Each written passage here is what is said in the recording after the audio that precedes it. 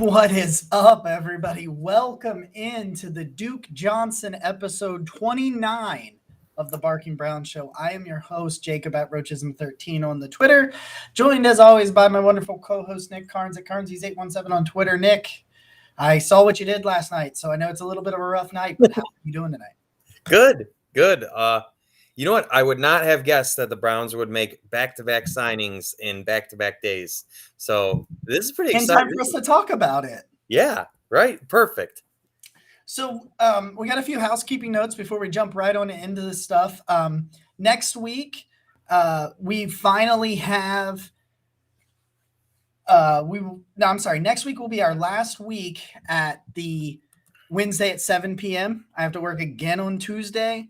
Then going forward, we'll be back on our regular date and time, Tuesdays at 8 p.m.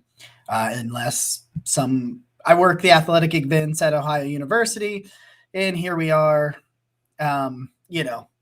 with Tuesday games. So yeah, we also have a special guest next week. Maybe we'll announce him at the end of this show. I don't know. We'll see. But Nick and I, first let me get the other housekeeping stuff out of the way. Once again, you're giving your time to us again this week. Thank you yet again for spending some of your valuable time with us on your Wednesday or your Friday or your Thursday or whatever day it is that you're spending time with us. Thank you. Thanks for all the comments, the love, the likes, the follows, the subscriptions, the views. We love each and every one of you. We're glad that you are here. We are glad you're here. And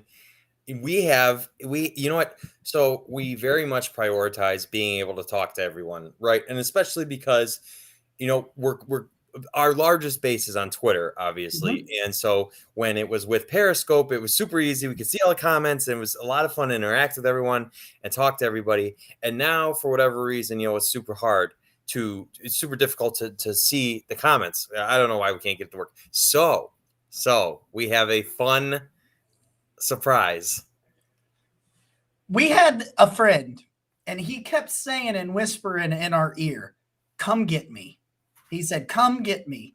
And I thought, man, I don't know. You're producing on this other show. But then I started to see how undervalued and mistreated this man was. So Nick and I, we put our heads together and we said, we know what to do. This show needs a producer. Yeah. And we thought none other than Ed in Columbus. I said, "Come get me." You came and got me. What's up, guys? What is up? Hi, Ed. We've got Ed over here. He is patrolling the Twitter comments. He is firing them over to us. We have your Twitter comments. So leave your comments, your questions, all of that stuff. Ed is over here firing it into us. We're having a great time. We love Ed. He was undervalued at the Dog Chug. So here he is, where he is loved and appreciated. And Ed, thank you for being here, my friend. Yeah. We will check in with you in just a little bit. Ed brings a whole level of fancy to our show that we didn't have before. Look at that. The man is always dressed for success. He brings so much fun and energy. And you know what? Some people might not appreciate professionalism, right? But here at the Barking Brown Show, we appreciate it. And I appreciate you guys. We love you, Ed. We'll talk to you in a little bit, man. Absolutely.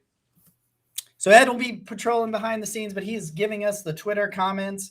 We got some comments in here, so let's dive into them. Okay, let's see here.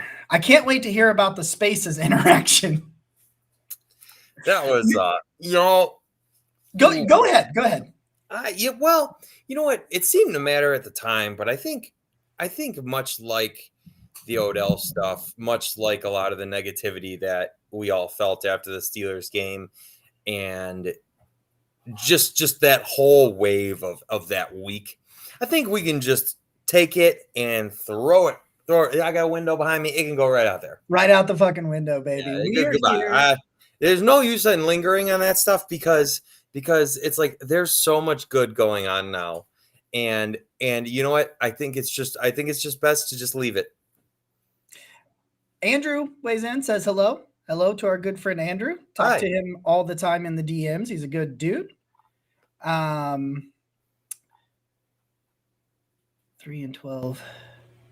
I can't. Okay, sorry. I was trying to read the comments. So Andrew weighs in. He says hi. I say hi to you. All right, guys. Here we are. We got a domination to talk about, man. And finally, for the first time this year, your Cleveland Browns won in just an absolute controlling fashion. Yeah. So here we are. We got to talk about them controlling. We got 2 guards extended today that we get to talk about. Let's start on, you know what? Let's start on the offense. Let's start on the offensive side of the ball, because that was the side of the ball going into this week that was the most galvanized, right? Are you talking about the highest graded quarterback in the NFL last week? I gotta actually correct you. Justin Fields ended up grading higher. Did he really? He did. Yeah. I saw you say it. I saw you say it last night on the dog chug, and I was like, actually. Okay. The highest graded quarterback of Sunday. How's that? Yeah, there you go. There it is. Nuance. He was second though, overall, if you want to be technical about it. So here I am. I'm supporting the 75th anniversary Baker Mayfield jersey. For everybody, I know there was a little period of time where some people got onto me for some of my criticisms of 6. After the 3, I was at the Arizona game, so I think the Arizona game and the struggles that we saw in the Arizona game hit me and you because we were there a little bit harder, especially because we got lost in the stadium and we just had to walk miles all over Cleveland, and it was just a nightmare. But I bought this that day. I got this jersey that day, and my brother got it for me, but I got this jersey that day, and I staunchly love Baker Mayfield. I still think you do not, just because you're critical of some things here and there does not necessarily mean you hate a guy. Mm-hmm. And that is absolutely just the case with me in Baker Mayfield. And I am so happy to be wearing this jersey today in Sundays going forward, because we had the Odell drama last week. And this is the last I'll speak on this. I tweeted a little bit about it today. Just in the sense that I wanted to be very transparent in the fact that I thought Odell was going to put up massive numbers in Cleveland this year. And anybody that follows this show or follows me on Twitter is aware that I thought that, and that I stated that very vehemently over and over. I tried to lead the hashtag OBJ tour. OBJ revenge tour, the OBJ tour. Like, okay, what does that mean? So I commented, and I was just like, hey, it just didn't work. And for me, it doesn't make a ton of sense. And I know there are some reasonings and some data and some stuff like that. But for me, I ignored the data that suggested he was better without OBJ. And I said, I think it was coincidence. It's really, really hard to have watched what they did. You got to kind of throw out Denver because you had a backup quarterback, 3rd string running back, like all of this stuff, right? It is really, really hard to watch what they did in Arizona and what they did in Pittsburgh, and then watch what happened Sunday. I just got done with the All-22 viewing today, so I actually got some All-22 reflections for once on the show because it's often not posted in time. It is very hard to look at that, and some people still argued with me today, and I didn't want to really argue about it, but some people wanted to argue with me today that, it's just because this or it's that.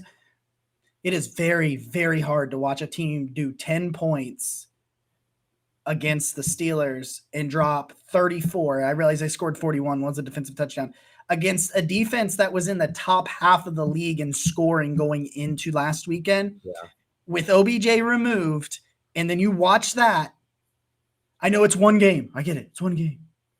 How in the hell do you look at that and not think, boy, 6 was the one that was freed? Yeah. You know what? I saw somebody tweet that, that it's not free Odell, that it's actually free Baker. And after watching, I know I'm not trying to go crazy, right? Because I he completed 14 passes. Okay. So it's not like he threw a huge amount, but when they needed it, he was there completing those passes, right? And you could just tell, it looked to me at least like his head's going this way, his head's going that way. He looks more comfortable. He's going through his reads, his progressions there, because they're trying to say, oh, Baker Mayfield's a one-read quarterback and all this other stuff. God, no, you should. He did so much with his eyes to move the defense on Sunday. Yeah. So I think we would be remiss if we did. It's such a glaring difference, and sometimes very much like in real life, relationships that make sense on paper just don't work in practice, right? And I think that we're just like, it's like no matter how bad we wanted it to work, it just wasn't. Yeah, and so I think it's best, like we said, to just thank and just be. I'm thankful. I'm just thankful at this point that we, now I feel like now we can fairly evaluate Baker.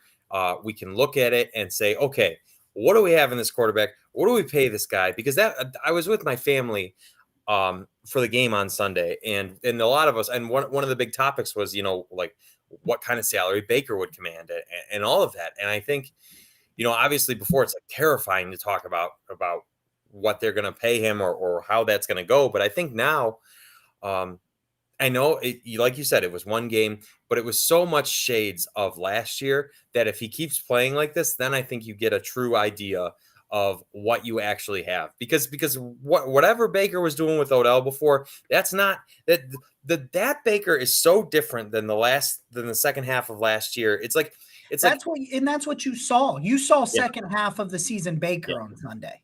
Yeah.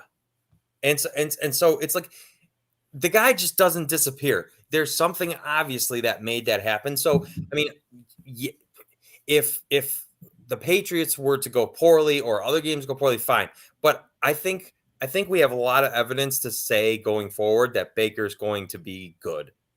It's just far too much data at this point. I mean, I know I was being an idiot about it, but it's far too much data. Okay, let's catch up on the comments real quick. There's all kinds of comments, all kinds of questions. I love it. They're coming in hot. Yeah, Ed, you're great, by the way. Over here. Okay, let's see. Where were we at? The defense started all of this animosity. The defense really woke up this weekend. Rocco says Andrew should have made adjustments. Mitch says, woo, Ed. So there we go. We got an Ed shout out there. Great. From my friend Mitch. John said the defense has grown and improved. The offense has not been dynamic, missing players, not helping. Absolutely. Yeah. That's my favorite. We'll get into this when we talk about the defense. My favorite part about the defensive performance is it was done without JOK. We're going to get into that. We'll get into that. We're still on the offensive side of the ball. Brian says, hi, how you doing out there?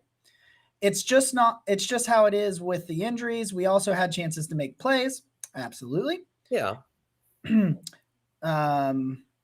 I put blame on the coaches. Oh, I think they're talking back and forth. I see that. Yeah. Hey, conversation. That's good. That's fine. That's fine. I just got really confused by the comments. I was like, I'm not sure what this means. Mick's weighing in. He says, hello. How you doing out there, Mick? Good to see you. DPJ is better than OBJ. I think in this offense, you're absolutely correct. Just because of the way the offense runs. Mitch weighs in on Facebook, says Browns proved that their focus was on the task at hand instead of allowing the drama to cause problems. You know what? I want to talk on this just for a second. I want to talk on this for the second, and I'm going to circle back to my final thoughts on Baker, and then we'll talk about the rest of the offense.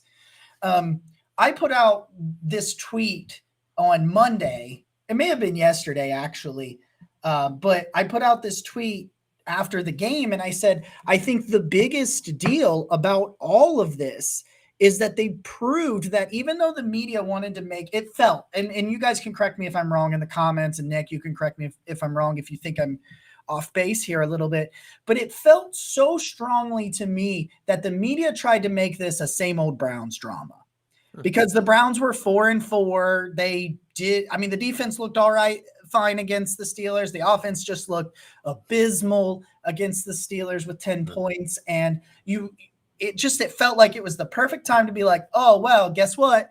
There's so many people out there that want the Browns to be frauds. And it felt like that this was the opportunity to make it. But like Mitch said here, and like I put out on Twitter earlier this week, the biggest point, the best part, I thought all week, man. And then there was the report that Aditi said they're focused on the Bengals. They're focused on the Bengals. I know some people are like, oh, that's propaganda that the team is using her as a mouthpiece. And, and all this crap. And I was like, I don't know. I don't know. Because I think I believe in Kevin Stefanski. I believe in Andrew Berry. And I think the most important part of what came out of Sunday was that my belief was correct. This is not the same old Browns. Not by a fucking mile. This is not the same old Browns. And that to me was the most important aspect of Sunday.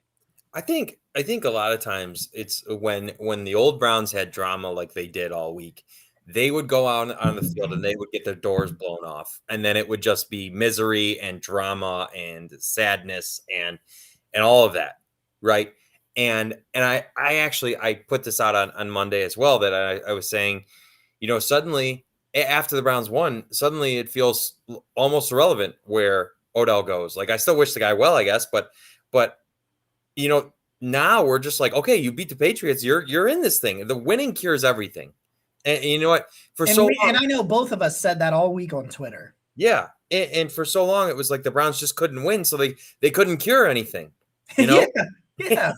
And so now to see them do this, and I very much agree with you. The old Browns get blown out and everything gets a million times worse. Whereas these Browns went out and they made it. That was a statement victory to me. That was taking. It was the Titans of last year. Yeah. It was taking. Except you had the defense to not let them back in the game like you did the Titans. Yeah. Oh, there's so much to talk about with that. Well, we're going to get there. We're going to get there. The defense is, I want to get through the offense and stuff because I'm actually more excited about the defense than I am anything. Parker weighs in on YouTube, says DPJ is going to be wide receiver 1. DPJ is wide receiver 1 right now. Agreed. My friend Mike is my buddy's dad I went to high school with. He's a Steelers fan. Actually lives just like 2 miles from me, to be honest with you. I don't think he knows I live in Albany, but now he does. So I like what he said here though. He weighs in, he says that I'm right. Cleveland killed, squashed, embarrassed, sent the Bengals back to preschool. I enjoy that. Oh no. Oh no, Ed. Oh no, Ed. Here is Ross. He's come to slander you. Wow. Ed is the OBJ of podcasts. All drama, no production, dog chug for life. Wow. Ed, what do you say to that? I produce McDonald's bits. I produce songs. I make things happen. Ross, I love you. You produce nice socks. You fill a great need for the city of Cleveland and all Browns fans. But shut your mouth and know your way. Okay. And now I want to talk about Odell real quick. Okay. Here's the thing about Odell. When he is a Cleveland Brown, I love him.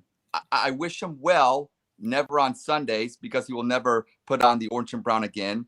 I think it's a loser mentality for people to now choose Odell over Baker. Baker is our field general. He's the guy that we're going to go to war with on Sundays. So we're going to support him no matter what.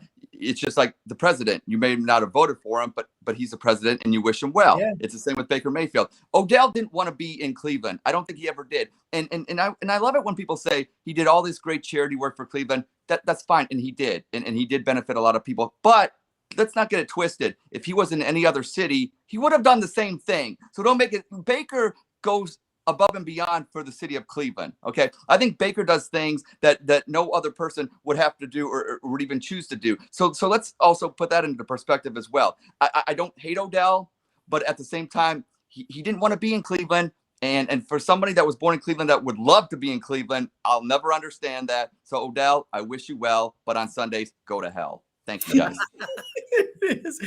Thank you, Ed. We'll pull you back in the next time Ross talks some bullshit on you. Yeah. You know what? Ed brings a certain edge to the show. He's very pointed in his comments. And Jacob, I don't know if you heard his song last night. I didn't. It's I ended up going to bed. You guys ran really late on last night's podcast, and I ended up. Patrick wants to know if Ed put on a tie for the Ed always has a tie. Ed always has a tie on. Yeah. We're going to ask Kelly if he always has the tie on, but I'm pretty sure she'll tell me he always has the tie. So yeah, you know what? I was He's thinking about laughing over in the side. Listen, Kyle wants to get back to talking about getting lost in the stadium because it was all my fault. I've admitted that already. Yeah. All right. I'm man enough to admit it. I got to check real quick. Big Cookie says, let's go. How you doing? Ed, I now see your comment where you asked to let Ed sent me a message and said, let me rant real quick. And I didn't see it until Ross started talking. I like this. The Ed production value is certainly a value add. It If you ask me. Ed is able to see all the Twitter comments, which just makes everything. So I want to circle back for one final thought on my thoughts on Baker Mayfield, especially now that I've rewatched the All 22 and kind of gotten a better view of what Baker was. I sat on this podcast a couple of weeks ago after Arizona, and I was very critical of 6. I continued to see a guy that had happy feet. It's stuff that I saw in 2019 that I hated, that I thought was gone. Yeah. I saw some happy feet. I saw indecisiveness. I saw double clutching when guys were open. Like, I saw all of these things, and I understand that it's one game sample size. But why I'm so excited about what happened on Sunday was I didn't see those things. He was decisive. He was going through his reads, and he was using his eyes with purpose, moving safeties and linebackers and corners and holding them in place. And he double clutched like one time to Nick Chubb, still completed the pass for 22 yards, mind you. Like, I don't have an issue if a guy's kind of like, and then he makes the pass, because I think Baker did that a lot in his rookie year and last year, where he would kind of like, he was like, and then he'd load up and he'd fire it and he'd complete it. We saw that kind of that stuff a lot. And that was not the type of double clutching he was doing like against Pittsburgh. Yeah. I think he was actually, I should say this, against Pittsburgh, I thought Baker was really good. I thought it was his teammates on offense that let him down with the 7 drop passes. But more some of the stuff we saw in the earlier struggles. The 6 that I knew had to somewhere be in there, the 6 that I defended and I saw as the second highest graded quarterback down the stretch last year, was in Cincinnati on Sunday. Yeah. And you're not going to find somebody that was more happy. You want to hear this? 89.8 PFF grade for Baker Mayfield. It's a beautiful thing. 87.7 pass block. He had a 60.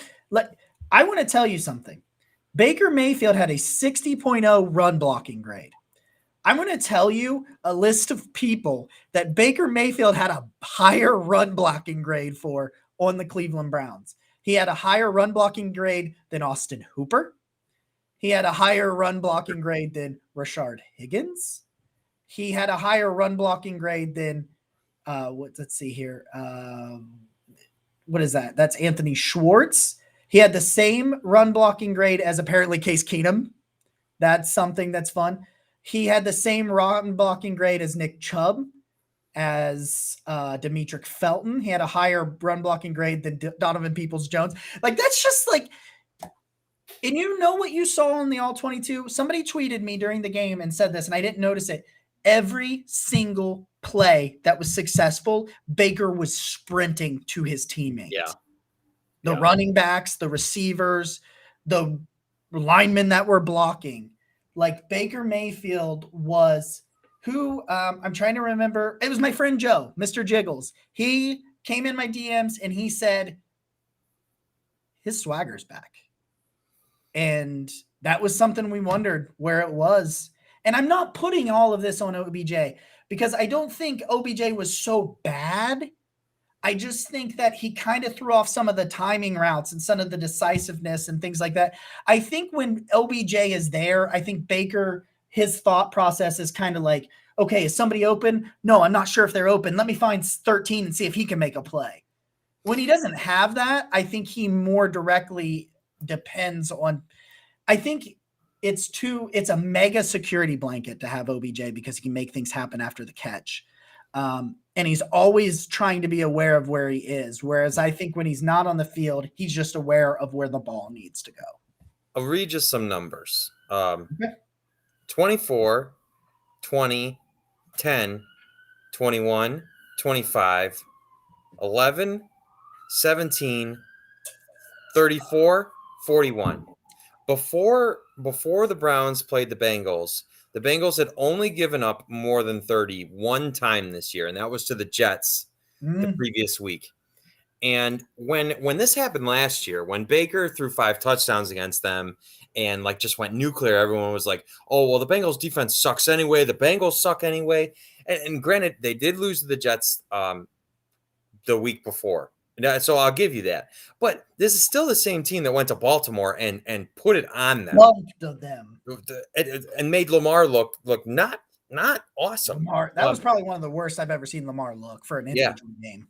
And so this defense has not been bad. They as a team have not been bad. They're still, I don't know the record. Did you they're 5-4. 5-4. Okay. Did you notice that it was suddenly, oh, they're just the same old Bengals. Why are you guys celebrating it? That's garbage.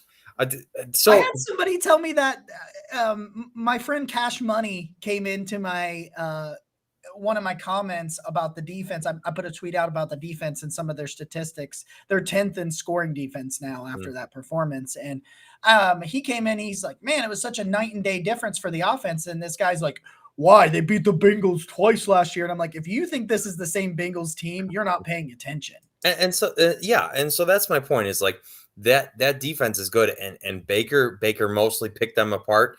And so that's the biggest what thing we wanted all day. Yeah. But the one thing that's weird is that Baker is, whether he's holding the ball or whatever, he's still getting beat up pretty good.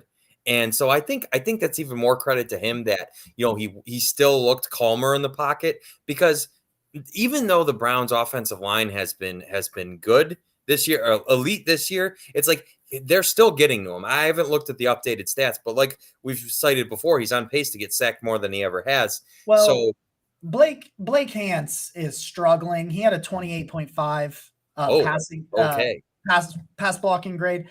That's where most of it came from. Okay. If I can trying to see Blake's 28.5 grade. The rest of them, offensively speaking, Jed Wills had, Andy Janovich had a 68. The rest of them are in the 70s offensive line. So that's good. So this week specifically, Blake Hance was struggling. And that Donovan Peoples-Jones touchdown, he threw it and got killed after it. And a lot of people didn't notice that. Which, sorry, I know Baker got killed, you're saying. Yes. Yeah. Okay. All right. I was going to go into, and I think this kind of segues. Blake Hance and Baker. I think it segues pretty nicely that Donovan Peoples-Jones gets pulled off to get checked for a concussion, but they don't give us a flag for helmet hit. But they stopped the game and forced him to come out of the game. Yeah. I mean, that's a whole, but just on Donovan Peoples-Jones, I mean, man. I tried to tell you about that, man, didn't I? I know. That is a wide receiver one right there. That is a guy that is going to be good here. You give him 4 to 8 targets a game, and he'll live around 70 to 120. You know what I mean, though? Somewhere he's going to live somewhere around 70 to 120, mainly because there's not a huge focus. I think 3 catches by Jarvis was the most catches and targets by a wide receiver in this game. I think DPJ might have had 3 targets as well, and 1 was incomplete. But it's one of those things where it's not an offensively driven, a wide receiver driven offense. It's more through the tight ends and through the running game. But DPJ's got that explosive speed. Well, he's not super explosive, but he's got breakaway speed, size, and good hands. And I mean, it's like a young Julio. I'm not saying he's Julio, but he's that style of wide receiver. Yeah. And that's the kind of guy that you pair with a tough-nosed running game. And we haven't had a guy 21 times. Yeah. And so that's part of it too. But it's fun to me too, because it's like, we have not had a big wide receiver here in a long time. Well, we have, but I'm not going to name them. Well, yeah. Okay. I mean, not a good one. Not one that really is making making that kind of impact. So I can't wait to see what happens because there's chemistry there. And so I can't wait to see what happens with Donovan Peoples-Jones. I still hope, you know what, finally, and it was the only catch of the game, but David Njoku catching that touchdown felt so nice because it's like, I know you can see David Njoku is awesome. And I hope that he gets the opportunity to maximize what he does. He's a mismatch nightmare in the red zone. Yeah.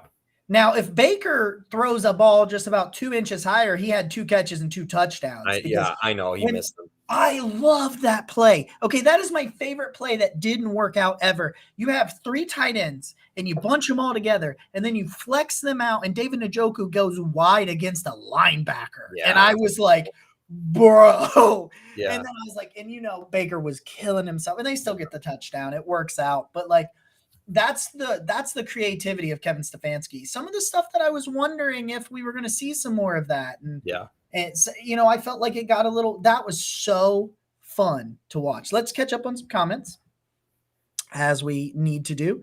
So, are the Browns more undisciplined this year? Penalties indicate they are. Now, here's the thing I'll say about a lot of the penalties. There has been a few penalties with Ronnie Harrison that were undisciplined penalties, but I think it's a certain form of undiscipline. I think it's a lack of concentration because they're always stupid penalties. Yeah, they're false starts. They're not heat in the moment holding face masks. I mean, they get some of those too. It's these false starts. Kevin Stefanski, I don't know how. Obviously, and if Kevin Stefanski knew how, he probably would have fixed it by now. Yeah. But like that should be one of your main focuses. Hey guys, if you're a wide receiver, maybe look at the football and don't move until it moves. And offsides too. Like that's been bad. Yeah, on 3 on the opening drive, you didn't realize that you were lined up a full head past the football. Come on, you gotta be better. That's you know what that is? That's Chicago Bears stuff. We are not the Chicago Bears. Do better. I mean, you can't 3 times. They were great, and it didn't matter against the Bengals, but like, you know what?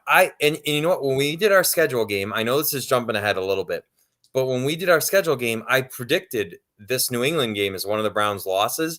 I think this game is going to be tight, and I think it's going to matter a lot if they make mistakes like that. You cannot beat yourself against New England. You can't do it. And you know what? The last time they had like that freak stuff where Nick Chubb got a foot kicked the ball out of Nick Chubb's hand in a raining down. I'll never forget that. That was the weirdest fumble I've ever seen. Oh my! Was it Joel Bitonio? It was Joel. I believe it was Joel. Yeah. But just like it was, and they beat themselves then too. But New England is fighting for a playoff spot. They are right there, and you need to be. That you need the tiebreaker. It seems like you're going to need the tiebreaker against New England if you don't win the division. So this is a huge game. I know it's like way jumping ahead because we're like barely into the offense right now. But we're moving along. You can't beat yourself. And just for me, the last huge offensive thing to me is that Nick Chubb looks healthy again, and ooh baby, that was fun. I will respond to the Nick Chubb in a second. So Big Kev says not a higher ceiling than his boy Njoku. We agree. Njoku, DPJ should be the focus of this offense receiving wise. Yeah. Kelly says hi. Our son is playing lockdown defense in basketball practice. Good. Oh, I love it. Good. Hi, Kelly. Good. Shout out to Dan, who does not have COVID. He has pneumonia, but he still has a whore mouth. So there is that. Over here on the sides, a comment about Odell. It throws off Six's rhythm. That throws his confidence. I thought that most of Baker's struggles, I said this here before, were mental. I'm not like, I'll never know. Like everybody all of a sudden knows that OBJ is a freelancer. We're never going to know how much he freelanced unless somebody like Kevin Stefanski tells us, which he would never do. He would never do that sort of thing. Former coworker of mine, a friend, Corey, he says, y'all's division is so flippy floppy. Everyone beats each other regardless of how good they are. It's true. Right now, it is really true because you have Cincy beat Baltimore and Pittsburgh. Pittsburgh beat Cleveland, but Cleveland beat Cincy. It's like any it was you guys, I think last night on the Dog Chug said that you believe, and I've seen it in several places, that this division will probably have 3 playoff teams, and it could be any of them. Yeah. It could be any of the 3 in any of the order. And I think that absolutely. Kyle weighs in, lining offside somehow 3 times a game. That was the part. It wasn't that they fell for a damn hard count. The motherfuckers lined up offsides. I know. That's just. So, Nick Chubb, there are not enough superlatives in the English language for how I feel about Nick Chubb. I have a signed Nick Chubb helmet that lives at my desk at work that I paid far too much money for. Ask my wife. There's a reason it's at work and not at home. Nick Chubb is like, Roger has joined the podcast. Oh, Ross has joined the podcast. Corey weighs in again. I think a follow-up to what he had said earlier. It's just a waiting game to see which team in your division really breaks out. It probably won't be till the end of the season. I think so. I think that a lot of the teams in Baltimore and Cleveland especially have had a lot of injuries. Like, Baltimore is a better team on paper than what they've been. Yeah. And that's hard to say with a team that's 6-2, but I think they've there's been a couple of games where I think they kind of got lucky and some things like that. Like I think they got kind of lucky that they didn't get that delay of game, so they even had an opportunity to kick that 68-yard field goal, because like there's a loss, some things like that. And I will never count. Obviously, I shouldn't. I did, and I shouldn't have. And you can't count Pittsburgh out just because they've been there. You just can't. God, I hate that. I hate it. I hate it. Why won't they try? Why? They won't try. They're just like, they just will not go away. It's like that one ex that you just keep telling, girl, why are you texting me? Even though the Bears were robbed it wasn't daylight, but the Bears were robbed of that victory. For anyone who watched Monday Night Football, they were absolutely robbed. And Myles Garrett can't buy a holding call, but they knocked TJ Watt over and call a penalty that everyone agreed was blatantly wrong, that took off a touchdown from the Bears. And I don't want to go. I saw Steelers fans say that they thought the officiating was like, I saw them. They were like, yeah, we may have got a few. But Nick Chubb, yes, his is a calf injury, right? He had a calf injury, and that was a problem. But I thought you saw a little less explosiveness. I don't think explosivity is a word. Explosiveness from Nick Chubb out of in Pittsburgh the week before. Yeah. But the burst, the cutting, the starting and stopping, there were some moves that even for Nick Chubb, they were incredible on Sunday. You just can't, there's not enough words for how good 24 is. The way he can still just break away from people and has in general been conserved throughout his career, I think is just going to continue to pay huge dividends, because I mean, he's such a difference maker. And it was like that game was kind of still there in the balance, even though, the both units were playing well. And then it's like, just all of a sudden, Nick Chubb breaks off that run. And then you're like, okay, like this is good. This is good. Everything's going to be fine. And I think Chubb finished averaging 9.8 yards a carry, which I know is skewed by his giant run, but still, I mean, his giant run, he still had over 60 yards on 13 carries. Yeah. So, I mean, they weren't stopping him. So I know we're in this weird place right now, because we don't know if he's going to play this week or whatever. And, obviously he's a huge difference maker, but I would be remiss if I didn't say that I fully believe in Dearness Johnson and his ability to be great. I think it'd be great. Ed wants to know, would OBJ be the shot in the arm Rodgers and the Packers offense needs to reach the Super Bowl? And I think that's a shot at vaccination status from Ed, and I appreciate that. I appreciate that joke. We also I'm waiting for a team to drop out of the division. I think this is going to be a slobber knocker division-wise from the way out. Yeah. Mitch says Jed Wills, he was doing, don't get me wrong, just predictable at this point to have at least an offsides penalty. Yeah, he told me at work the other day, he said, I almost texted you that Jed Wills didn't have an offensive a false start, and then he false started. And I'm like, well, you should stop thinking that shit. Corey says the Steelers' new white and black Bumblebee uniforms are looking fire after Monday night. I've had enough of them. His look, like his wasn't. He disagreed with the comment. It was Nick's look where he's just like, "Let's not talk about them anymore." I'm in through Steelers chats right now. Yeah. I'm into. I don't know how that happened, but yeah, we're hitting it, talking about Steelers on the offense, and we'll jump to the defense. Baker Mayfield was an 89.8. If you take him, there were also 3 people on that offense that graded higher than him. So that is 3 people. In Wyatt Teller, who just got paid. Yeah. And Donovan Peoples-Jones and Demetric Felton. I will say this about the guards, and we're going to move to the defense. Andrew Berry came in and said, fuck, this offensive line is bad. And he has done Jack Conklin, Jed Wills. I know Wyatt Teller and Batonio were already there. But right now, that is your number 2 and number 3 graded guards in football. And he said, absolutely in no way, shape, or form are we letting 2 of the best guards in football walk out. 75 will join 73 in both Canton as well as the Ring of Honor in Cleveland. 75 and 73 will never be worn again in Cleveland. And AB just continues to do things that are great.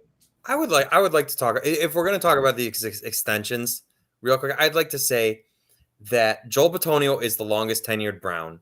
He played with Joe Thomas. He's seen 0-16. He's seen all of this bad stuff. And now I'm so happy for him because he gets to play on a competitive team. He got to last year. And it's like, he's been here through it all. And it like there is, and I was talking to my friend Nathan Vance on Twitter today about this.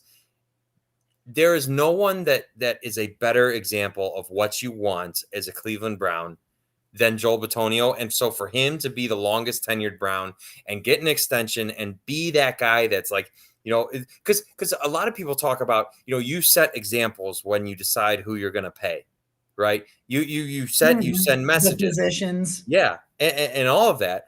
And paying Wyatt Teller, paying Joel Bitonio, that's the right kind of message you want to send. Those are team guys that care. And every day it's like Joel Bitonio, specifically Joel, not Wyatt, because Wyatt hasn't been here as long. Joel could have slacked. He could have loafed. He could have been a problem in any way, shape, or form. Losing does that to a lot of people. Losing, it takes your motivation. Joel could have shown up to camp one day, 30 pounds overweight and whatever, right? And through all of it, he's the consummate professional. He's always been great, just like Joe Thomas. Right. It kind of feels like Joel is like holding that Joe Thomas torch. And I mean, no disrespect to Joel because he's his own person too. But it's just like no matter what happens, you're going to show up and you're going to be elite. The left guard position's fine. Yeah. You knew when Joe Thomas was drafted, it was fine for a decade. Yeah. And so I'm so glad. I'm so glad both of them are paid. And I know I was listening to an interview when they paid Wyatt Teller and someone who was saying, I can't remember the name of the analyst. They were saying, some teams don't value paying the interior linemen as much as the Browns are. But I think, with everything, every team has its different strengths and weaknesses and things that you need to adapt with. And I don't. You got to keep that together. It's like the Browns do things differently than a lot of teams do offensively, but it's tremendously successful. And I think we're all going to be reminded of that in short order here as Baker continues to play at this high of a level.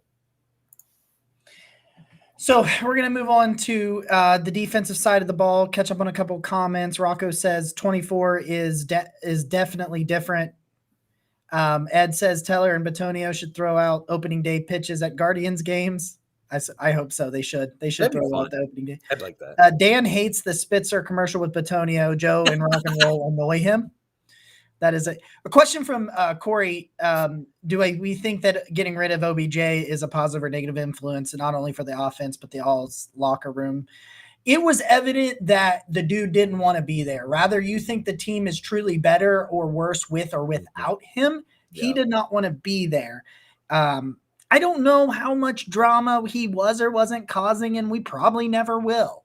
But it sounds, especially because there was a comment made that if he goes to a team he doesn't want to be with, he's going to cause problems. Mhm. And I thought that, and I don't know if that was a true statement, but I felt that was kind of a telling thing. So for me on the OBJ thing, especially because immediately after he's gone, maybe it's a coincidence, but you had the best game of the season for you easily on both sides of the ball, probably.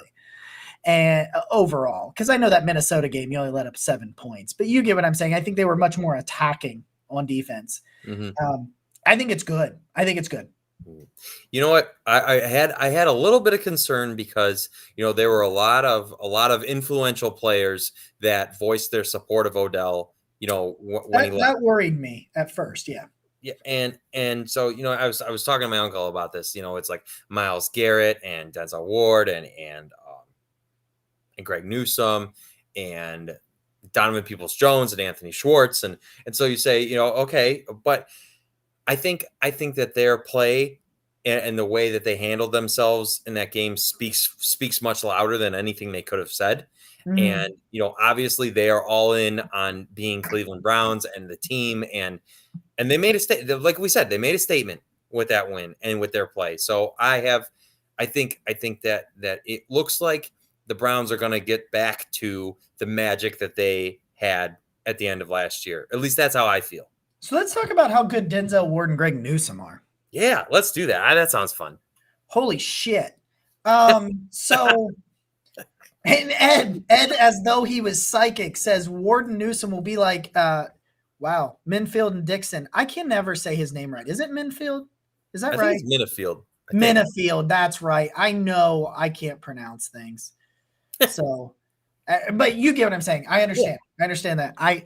I've seen multiple people tell me that. This is what I want to say. I just tweeted it out. I watched the All 22. Like, even if Greg Newsome gets beat, his recovery speed is just probably the stupidest thing. It's just like JOK's recovery speed. If he misreads a play, it's just incredibly. There is absolutely no reason the Browns should have got those two where they got those two. Absolutely no reason. Agreed. Like those. But Denzel Ward, I've been critical of Denzel. I sat here and I told you guys that he was the third best corner on this team. I said I didn't think he could play press man coverage. He heard those comments. He told me to shove it up my ass. And he finished with a 93.1 coverage grade. That's insane. Do you realize that he let up a 0.0 passer rating when targeted? That's and of course a 99-yard pick six is a thing that happened. Yeah. Denzel, that was probably, go back, especially if you go watch the All 22 and you watch some of the plays where he wasn't thrown at, because I think that's a lot with people when it comes to quarterback play is there's a lot that goes on that we don't see. The only way we know if a corner made a play or not is if the ball goes that way. And quite often the reason the ball didn't go that way is because the corner did make a play and the guy just wasn't open. Denzel, 44 coverage snaps, 93.1, one catch, 11 yards. You know what? What's the sweetest part about that pick six is the ball was intended for the Bengals record-setting, pace-setting Jamar Chase. They shut him down. That's nobody. Did you see what Jamar Chase did to the Jamar Chase did to the Ravens? I did. Oh my God. I mean, and they just, and granted, some of that's on Burrow, right? Because Burrow missed by just a little bit, right? Yeah. But they were still catchable, I thought, and it's like they were just draped all over him. Jamar Chase is probably already the best receiver in the division to me. I don't know. I mean, he's setting records. Right now, I think he is. Right now, at least. He's. I mean, if he's not number one, he's right there. I can't give anybody.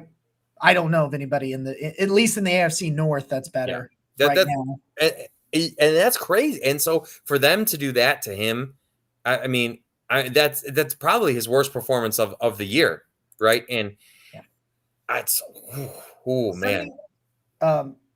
John Johnson played all 75 defensive snaps, which is just awesome. 85.8 overall, an 80.8 in coverage, a PBU, an interception, a forced fumble. Like, That is 100% what I thought we were getting. I went out in the offseason and I said that I thought John Johnson III was the best signing since 1999. Yeah. Like I said, excluding the draft, but free agent acquisition, I thought he was the best one since the return. And he's been coming on the last couple of games, but my goodness, go turn that tape on again. And 43, this entire defense, when you get the zoomed out all 22 look at this, and you can see everything, not just the shitty freaking television view that you get. Yeah. This defense was swarming. They were tackling. Malik McDowell had a poor tackle grade. Troy Hill, Inafeti, Odenigbo had poor tackle grades, but for the majority of your top performers, they're all in the 70s or 80s. And you got like Malcolm Smith and Greedy who played kind of poorly tackling wise. Greedy only played 5 snaps, but most of your big names, Denzel, John Johnson, AJ Green, Anthony Walker, Myles Garrett, all these guys in the 70s and the 80s. You got an 80.7 for a guy that has been, Ronnie Harrison has been awful. He had an 80.7 tackling grade, which was, oh my God, he's just been such a piss poor tackler. And if I'm looking at it, he was second on the team tackle grade behind Anthony Walker, who is your leading tackler at 84.4. I should have known that when I was asked that on a trivia show very recently, and I fucking didn't. But that, you know what I mean? Like, this defense, it did not matter. They were rolling coverages. They were running in and out and disguising looks. They were finally doing these getting these complex concepts that we've heard about in Joe Woods' defense, and they were performing and executing them. And we finally got to see, I think, what Joe Woods is trying to do this whole time. We sat here and we said, give them 7 to 8 games because that's what it took for the offense. And now don't get me wrong. After the after the Chargers in Arizona. I was done with him. Huh? I said I was done with him. Well, and after the Chargers in the Arizona game, I got impatient. I did not take my own words to heart. I said, my God, 82 points.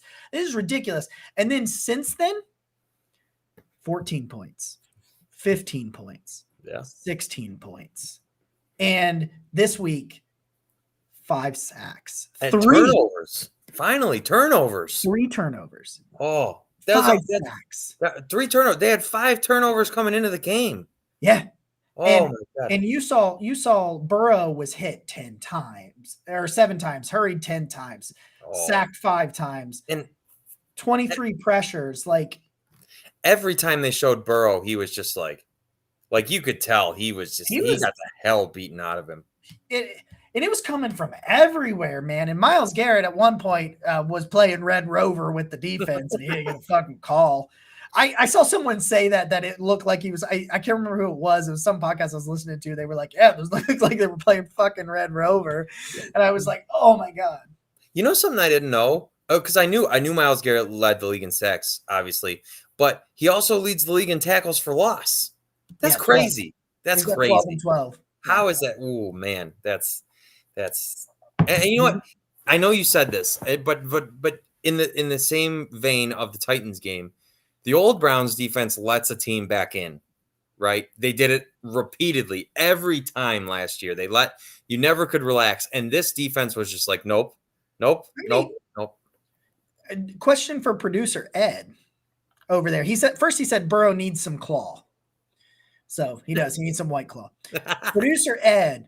If he would go back for us tomorrow, or not tomorrow, right now, if he'll go back to last year's defense or scores, tell me how many games the Browns actually won by double digits. Not many. Oh God. He's on it. He shook his head. He said he's on it. And I'm trying to think and I can't think of one. Now, how many games did they have double digit wins and then let up like a garbage touchdown or something? You know what I mean? And Ed, once you're ready, just give me a thumbs up. We'll bring you back on. It just didn't happen. Yeah. This team on Sunday, they've got to repeat it, man. It's got to be consistency. It's got to be repeat. I'm not saying that this one game sample size is who they are, but this one game sample was what we thought they were. That's why we ran our mouths all off season. Well, and the thing is too, that Joe Burrow coming in that game had thrown 2 touchdowns or more in every single game. So people, I don't think people realize this, how good the Bengals were offensively entering this. And so for the Browns to have this type of performance defensively against them, it's massive. They had 3 or 4 straight 30+ score games.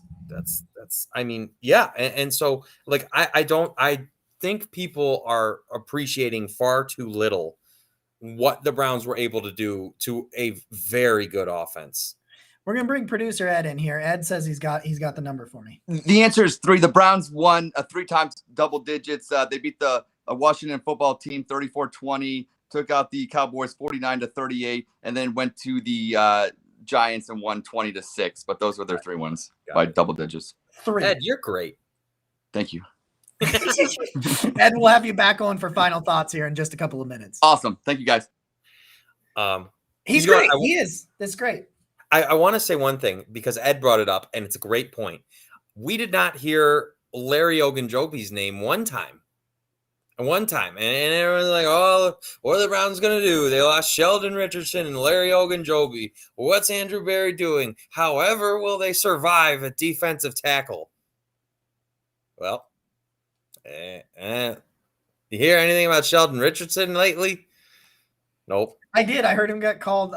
He was called for 12 men on the field because he was late running off.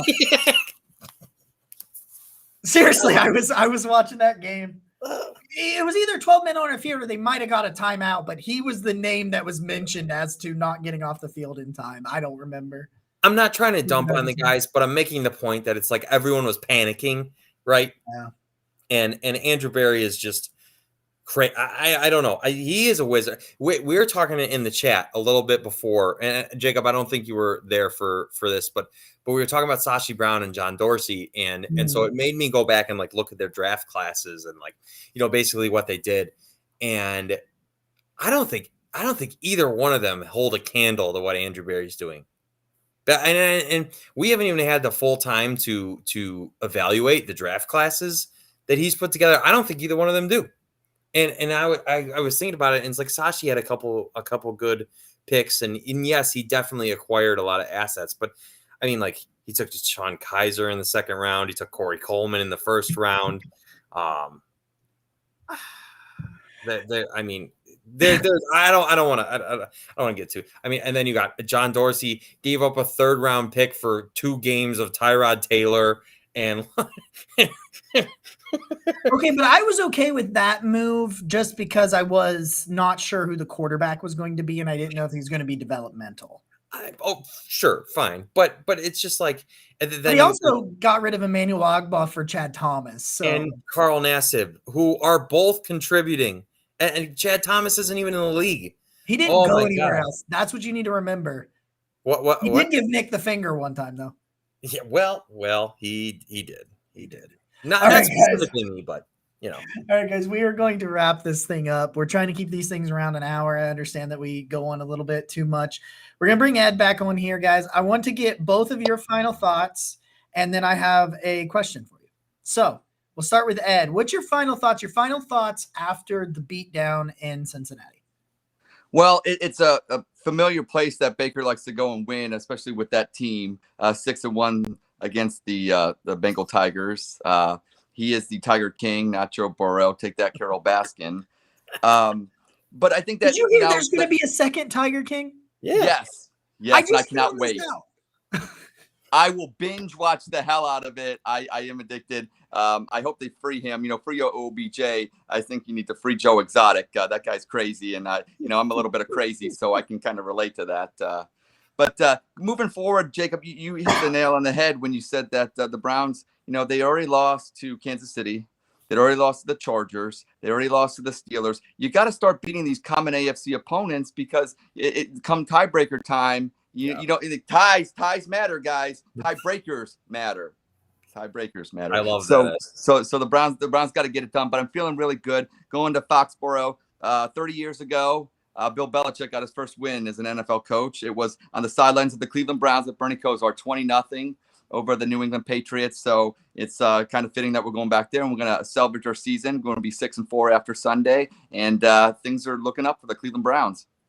And then All right, after that win in New England, we have the great Ross hosted tailgate for the Detroit game. Will I be invited anymore though? You I love you, Ross. I love you, Ross. All right, Nick, give us your final comments. You know what? It is amazing the difference a week makes. We've signed our offensive line is together for a long time now. We're coming off a statement victory. Everything the Browns want, even though it's been rocky to this point, kind of rocky, not as dramatic as a lot of people have made it. Everything the Browns want is right in front of them, and so if they win Sunday, you're in great shape. And so I'm so excited. My final thoughts are now do David Njoku. Yes, please. That's my final thought. Now do David Njoku. By the way, that touchdown pass to David Njoku, I think, was his best throw all year. All right. I got a final question for you guys. First, Corey says that Joe Exotic is the next Hall of Fame quarterback for the Browns, confirmed. So there we go. I like it. So I've got a question for you guys, and we'll wrap these things up for the week. And, we'll be back next Wednesday at 7 p.m. And then following that, we'll return to Tuesdays at 8, our normal date and time. All right. So a witch has cast a spell on you, turning you into an inanimate, non-electric object for a year. To change back into a human before the year is up, you need to be able to get at least 100 people to touch you. What inanimate object would you be? Toilet paper. We all got to use it. Yes, but you would only get touched until the roll was gone. I can see where that would be a problem. Nick, you have any I'm gonna be a door handle. A door handle. Okay. I'm gonna be a door handle. With a pen. A pen? Oh, okay. All right. Wait, no. A remote control. I'll be a remote. Well, I guess it wouldn't be too many people. At a hotel, I'll be a remote control at a hotel. There you go. All right. Oh, a pen wouldn't be good because it'd only be the same person. You could be a hotel bed. Ooh. No bed bugs here, baby. There it is. Hotel sheets. Motel 8 sheets. That's what we're doing. We're going to get 100 people and then some bitches. Night. All right, guys. I say this every single week. The most precious thing you can give anybody is your time. Once again, you've chose to give some of your time to us. We're eternally grateful. I'm less than 100 from 3,000 on Twitter. Apparently, there's enough psychotic people that give a shit what I think every day about football. Sometimes about really stupid stuff. And sometimes I tweet about movies. Oh, by the way, highly recommend Ryan Reynolds' new film, Free Guy. Very good. Very good. Loved it. Great story. Crazy, kind of silly. But it really, I thought, like, it's going to strike a chord with some people. Like, it hits a little close to home with the video games, and I love video games. But Patrick has a hotel pillow. So he's got his quota in 3 days. 3 days. I got another one for you guys next week. So okay, I'm now on to a website where I've got all these. I'm gonna go bookmarks. Oh, shout out to Jessica too, Oklahoma. Okay, we love you, Jessica. I know you're watching and listening, so we love you. So thank you, Jessica. Tuning in. Ed, you have made our show infinitely better. I love your presence and just like helping us, because we want to interact, right? And then having you here to interact even more is just, I love you, Ed, and I'm glad you're here. So thank you for that. And I wanted to say the one final shout out to the wonderful people at Zabo Apparel, because we have our shirt winner right there, and Jacob it has Zabo Apparel on as well. So they already have a guy named Blake's shirt. I hope now that we've signed Joel and Wyatt, can we get a Wyatt's House of Pancakes shirt? I would like that. I think that there's money to be made. I'm just saying. I still think that Blake needs to open. Like I heard this on the OBR in the summer that he should open up a bar named Blake after he retires. Yeah. All right, guys. We love you guys so much. Yeah, Nick, and get us out of here. We've been chugging along on YouTube. We're up to 264 subscribers. Thank you to everyone. Just a reminder, we do a shirt giveaway for the Patreon members. That's all you to be entered. All you have to do is be a patron, and we're a small group, so you got a great chance of winning a shirt. That's coming up. So we're in a new month, so I'm assuming we're going to have a new winner this month soon, and we do all kinds of other fun things. I've got a fun piece coming out this Saturday about Nick Chubb. Jacob's doing a lot of writing. We got a great group chat. Trust me, if you like the three of us, you will like the patron group chat. It's only $5. Put that pizza away. It's only $5. Save on the carbs. You spend the $5. It's well worth it if you love the Cleveland Browns. If you've stuck around with us, thank you, Ed. Thank you, Ed. You're great. If you stuck around with us, don't forget our great. Even though we have a budding rivalry here of producers, which is a beautiful thing, but our great rival producer does sell wonderful Browns socks, and you can get 20% off if you use the code BARKING. So there you go. Exactly right. This is the Barking. What's his ad is Ross Attack. Ross Attack. Very easy, very simple. Definitely not Carnsy's 817 because that's just why. What was I thinking? Anyway. This has been the Duke Johnson episode of the Barking Browns show. We now have Ed. We have Jacob. Life is great.